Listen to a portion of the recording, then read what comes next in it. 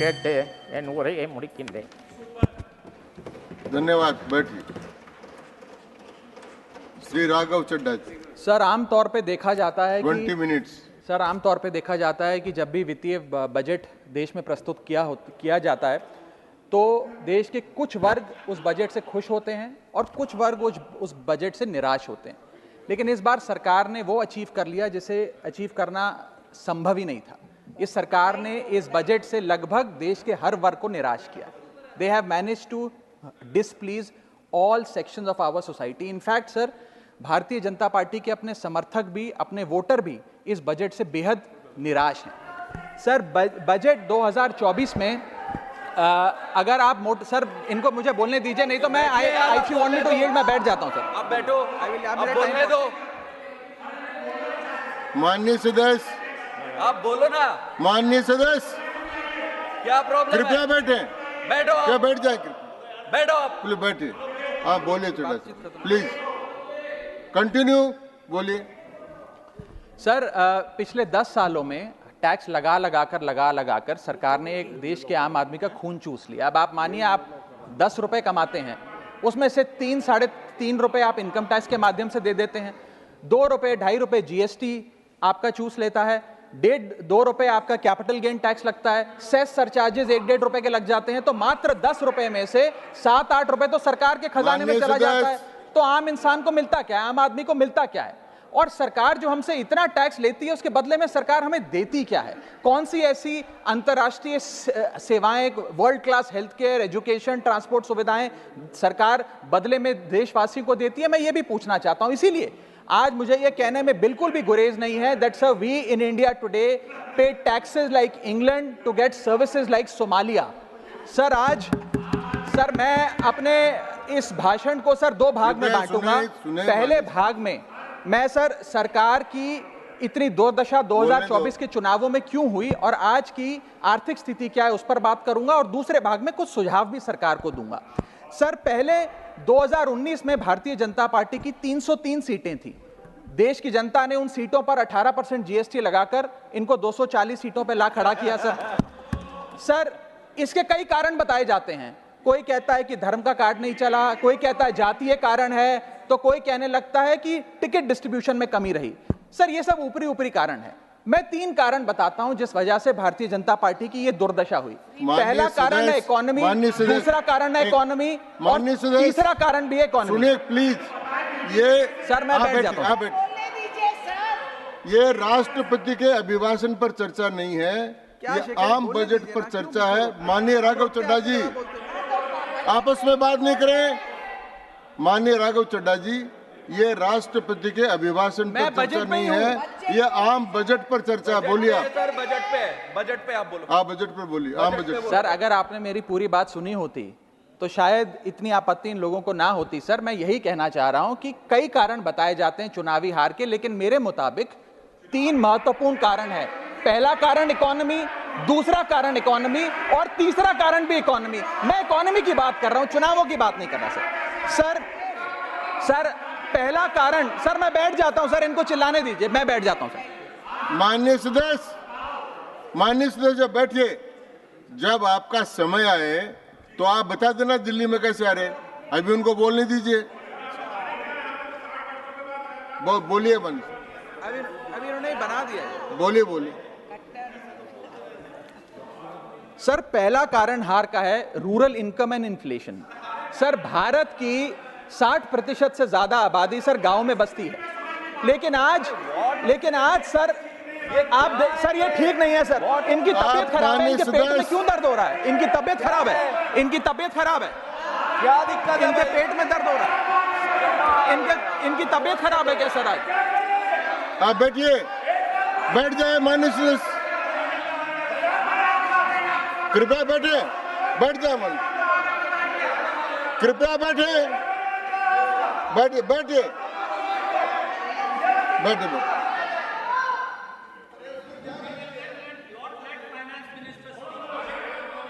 आप माननीय सदस्य डिस्टर्ब मत करें, इनको बोलने दें। आपको बोलने का अवसर मिलेगा, अभी इनको बोलने दें। हाँ सर मैंने 2.5 मिनट बोला, उसमें 5 बार इन्होंने इंटरप्ट किया है। मैं अपना समय सूद समेत इनसे वसूलूंगा सर। सर मैं आगे चलता हूं सर। इस देश में सर पहला मेरा कारण था, ब्याज की आदत ठीक नहीं है sir, rural income and inflation. Sir आज rising rural inflation, rural unemployment, low crop yield, income inequality, farmer debt, high input cost, low income, no MSP और क्रॉप लॉसेस के चलते यह आलम है सर कि रूरल इनकम ग्रोथ वित्तीय वर्ष 23-24 में डेकेडल लो पे है, डेकेडल लो पे। और सर इसी के साथ साथ किसानों की आय दुगना करने का वादा था, स्वामीनाथन कमीशन के अनुसार एमएसपी देने का वादा था, वो वादे जब पूरे नहीं हुए तो आलम यह है सर कि पिछले 25 महीने लगातार रियल रूरल वेजेस डिक्लाइन पर हैं लगातार। और इसके साथ साथ यूपीए के दौरान, कांग्रेस पार्टी की सरकार के दौरान फार्म वेजेस में 8.5% का इजाफा देखा गया था, एनडीए 1 के दौरान 3% और एनडीए 2 के दौरान -0.6% का इजाफा देखा गया, यानी कि रूरल वेजेस गिरती जा रही हैं। सर मैं ऐसे साधारण भाषा में समझाता हूं सर। सर 2014 में एक दिहाड़ी मजदूर एक दिन की अपनी दिहाड़ी से 3 केजी अरहर की दाल खरीद सकता था सर।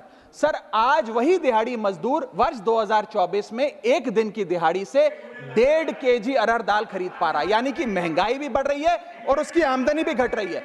इसका नतीजा क्या हुआ सर? इसका नतीजा यह हुआ कि इनका वोट शेयर घटा, रूरल एरियाज में 5% भाजपा का वोट शेयर घटा, इनके खुद के यूनियन एग्रीकल्चरल मिनिस्टर चुनाव हार गए और 398 रूरल सीट्स में से 2019 में इनको 236 मिली थी, आज 398 सीट्स में से इस बार मात्र 165 सीटें मिली हैं, यानी कि रूरल इंडिया में इनको नकार दिया गया है सर। सर दूसरा मेरा जो आज देश में आर्थिक स्थिति है जिसके कारण इनकी भी ये चुनावों में दशा हुई, उसका है फूड इन्फ्लेशन। सर थाली का बजट बिगड़ गया सर, आटा हो, दूध हो, चावल हो, दही हो, हर वस्तु पे महंगाई का आलम है, जीएसटी का आलम है और लगातार इस देश में फूड इन्फ्लेशन बढ़ता जा रहा है।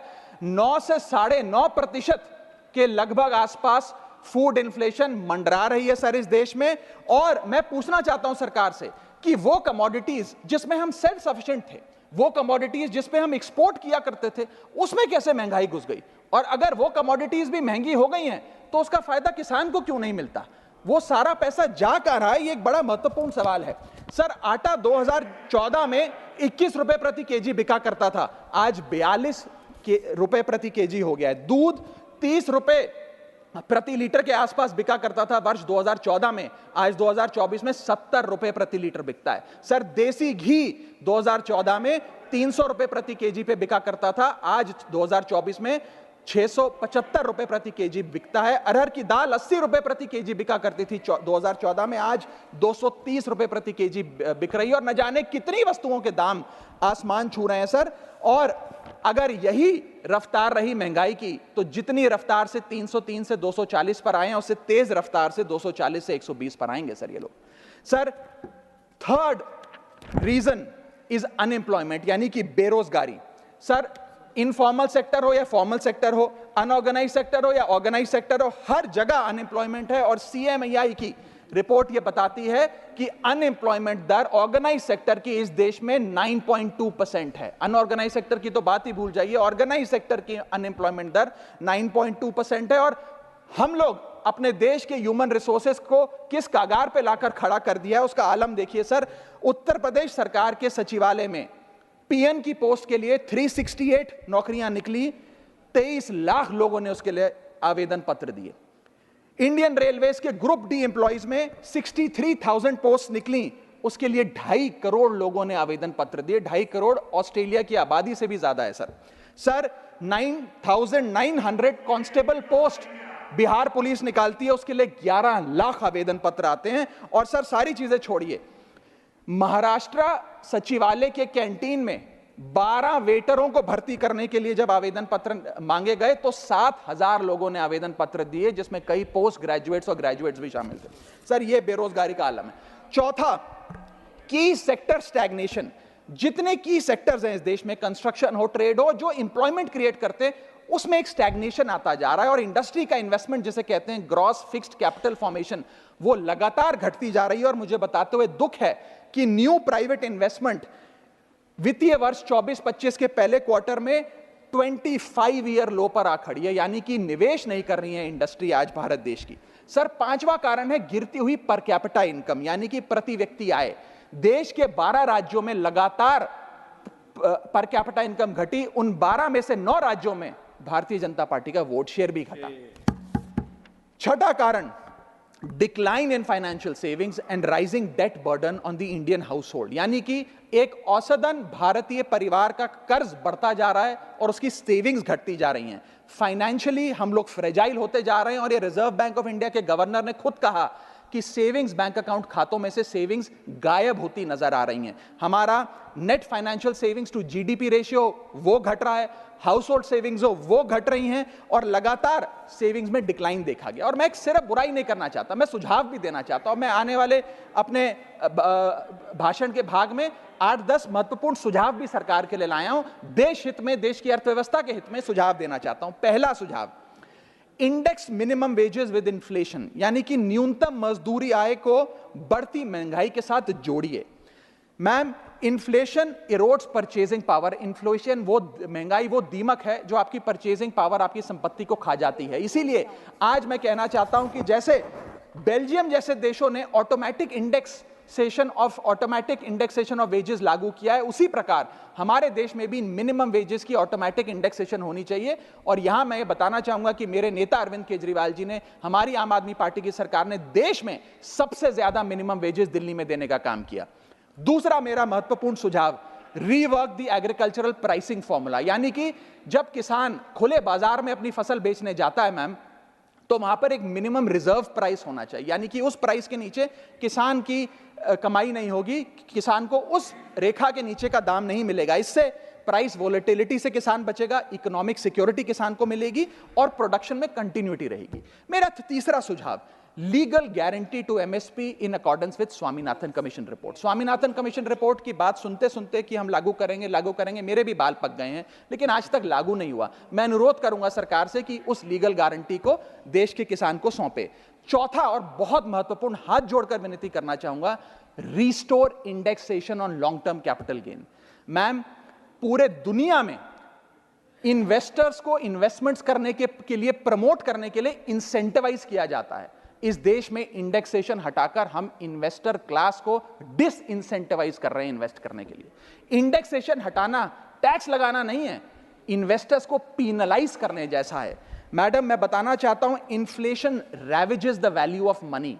पैसे को खा जाता है इन्फ्लेशन, इसीलिए हम कॉस्ट ऑफ एक्विजिशन को इंडेक्स कर कैपिटल गेन टैक्स की कैलकुलेशन करते हैं। और जो लोग खुश हैं आज कि कैपिटल गेन टैक्स को 20% से घटाकर 12.5 कर दिया है, उनके लिए मैं एक उदाहरण लाया हूं। इस उदाहरण के माध्यम से हम समझ जाएंगे कि कैसे इंडेक्सेशन हटाना इस देश के इन्वेस्टर को एक बहुत बड़ी उसकी जेब पे डाका डालने जैसा है।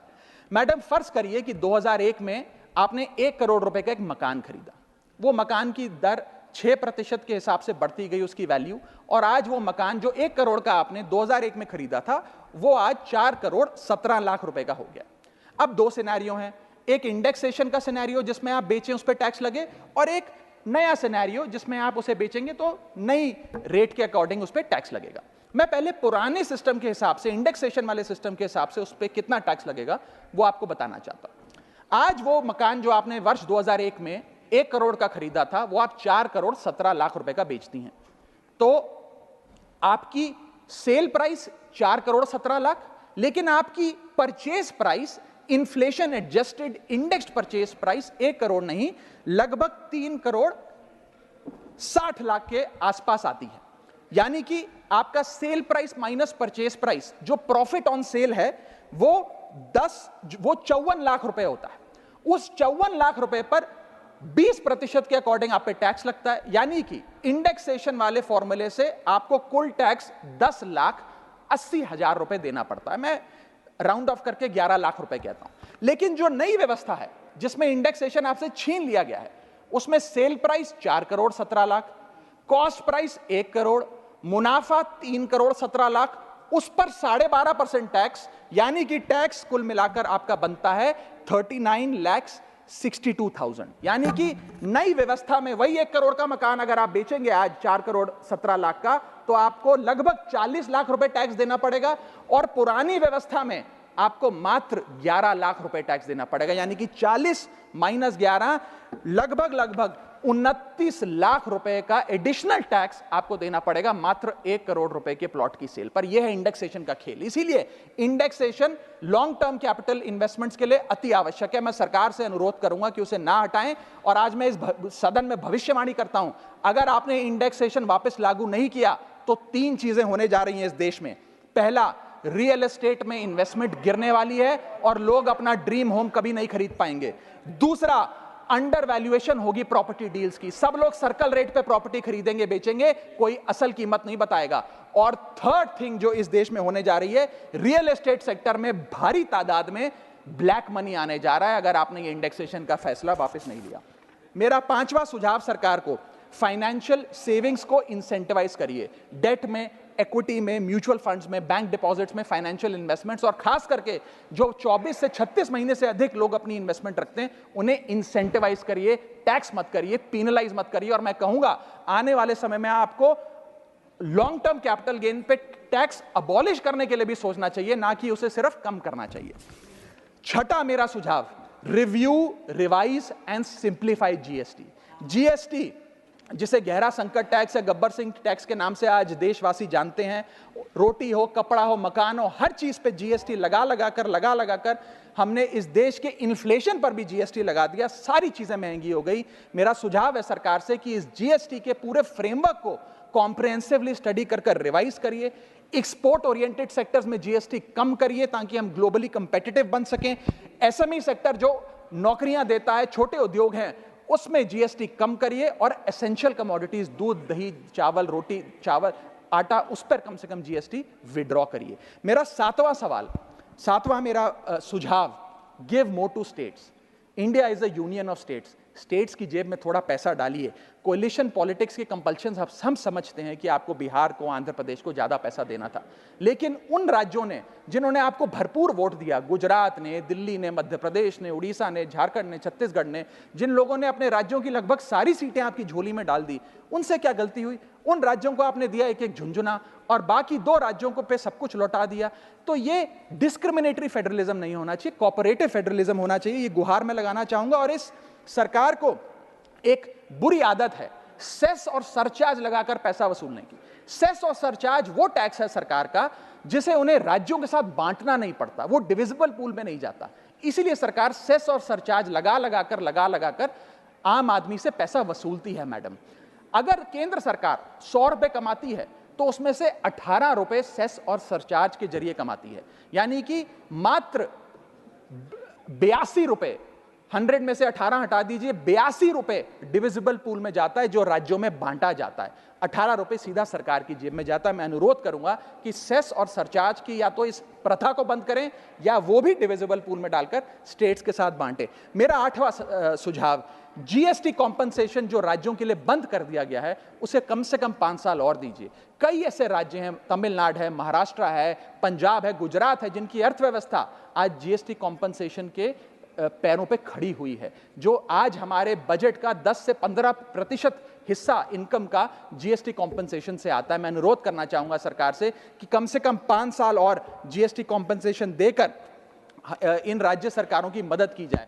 और अंत में बस मैं यही अपनी बात बोलकर खत्म करूंगा मैडम, कि इस बजट ने टैक्स बढ़ा बढ़ाकर इस देश के आम आदमी के खून चूसने का काम किया। मैं अनुरोध करूंगा कि डायरेक्ट टैक्स हो या इनडायरेक्ट टैक्स हो, इस पूरी व्यवस्था पे एक बार फिर से गौर फरमाया जाए। जो मैंने शुरुआत में कहा था उसे दोहराऊंगा, हम 10 रुपए अगर कमाते हैं तो उस पे 3-3.5 रुपए इनकम टैक्स लगता है, उस पे 2 से 2.5 रुपए जीएसटी खा जाता है, 1.5 रुपए का कैपिटल गेन टैक्स लगता है, आधे पैसे का सरचार्ज और सेस लगता है, यानी कि 10 रुपए में से 6 से 7 रुपए सरकार की जेब में चले जाते हैं। यानी कि अगर आप साल में 10 रुपए कमा रहे हैं तो 7 से 8 महीने की जो आपकी कमाई है वो सरकार ले जाती है, मात्र 3-4 महीने की कमाई आपकी जेब में आती है, और उस पर भी अन्य प्रकार के टैक्स लगते हैं।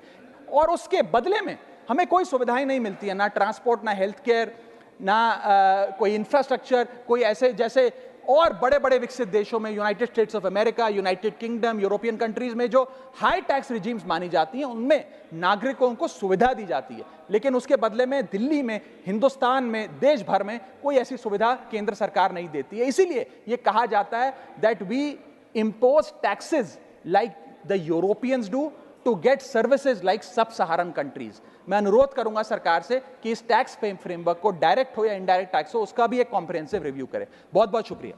धन्यवाद। माननीय